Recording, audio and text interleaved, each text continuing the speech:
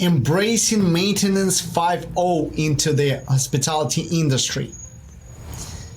Well, we are implementing predictive maintenance, condition-based maintenance, augmented reality, Internet of Things, robotics and automation.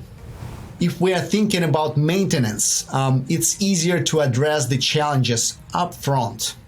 You can quickly identify potential problems, prioritize repairs, and establish preventive maintenance programs that turn challenges into opportunities. You can definitely save a lot of money. To my surprise, after analyzing some reports and implementing those processes, of preventive maintenance programs, we were able to save more than 20% of the budget, of the maintenance budget. For the small property, it's not a big deal, but for the huge hotel, it's a very big deal.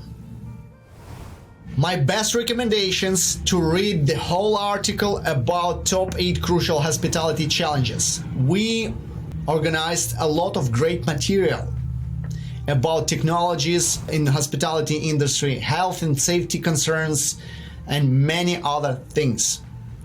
Well, stay tuned. I hope to see you soon. In addition to it, we provide additional value.